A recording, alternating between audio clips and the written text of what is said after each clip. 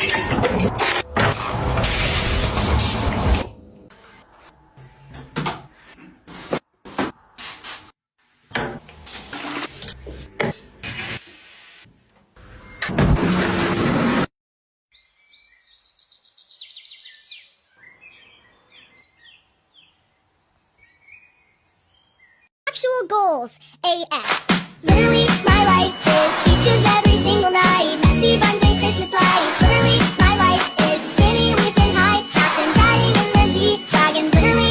Not only is my house messy as hell sometimes, but there's a lot of broken shit too. Stuff that nobody's been wanting to fix for the past 3 years now. Doorknobs off doors, a whole bunch of holes in my wall, lights that need to be fixed, and a bunch of chipped off paint everywhere. Let me explain why I don't have a doorknob on my closet door. It all started when my bedroom door broke. Currently I'm using tacks and a blanket and a baby gate as my bedroom door. Now before the door broke completely, I tried fixing it, and that included needing a new doorknob, so I just took it off my closet door. I would rather have a functioning bedroom door than a closet door. But since my bedroom door broke completely, I just never fixed my closet door. But here we are years later. This light switch is in my daughter's room. It was actually broken from the previous owner. I had no idea how to fix this. I mean, I almost stuck a screwdriver in there before turning out the power, which is a good thing I remembered because I might not be here today. I spent a good 20 minutes on YouTube and I did it wrong a couple times, but I finally figured it out. Then I moved on to my next project. Not only are my kids full of destruction, but my cats are too. Apparently they treat this like a big cat post. They scratched off all the paint here, so I sanded this surface down and laid down some new paint. And I know I'm not the only one that has punched shit in their house. I was going to turn on the light switch, and instead of using my finger, I just used my knuckle. And I broke that shit. Bitch, mess with me. But here I am fixing it. My walls look like they're white, but the color of my wall is actually campfire ash, which apparently is like an off-white. I don't know. This is another hole that I punched in my wall, and this is another surface that my cats love to scratch. They scratched it down to the bare minimum. So what I did was got this erase a hole stuff off of Amazon and just smeared it all over. I don't know. It erases a hole. I let it dry, then I sanded it down so it was smooth. I laid down a fresh coat of paint, and I was actually surprised with how well it turned out. I mean, it's definitely not perfect, but it looks much better. There were a total of 3 holes in my house, 2 of which were done by me. I am sorry, okay? But your girl fixes her actions, okay? Thank God I bought multiple patch kits, cause it was definitely needed. This is another thing left from the previous owner. I'm assuming they had a dog and it chewed up this corner. Honestly, I have no idea, but it definitely looked chewed up. And your girl did the landlord special. I really didn't even clean it. I just laid down paint, grabbed a baby wipe, kind of wiped it down. But it's my house, not yours, okay? But the big projects were mainly done. This light went out in my kitchen a few days ago. I changed it really quick, and because of you guys, I got some vent covers. I went around laying those down. I was thinking about painting my vents, but not today. And there's so much chip paint all over my house, which honestly I feel like makes everything look more dirty. I honestly still have so much more to fix, but that's all I felt like doing today.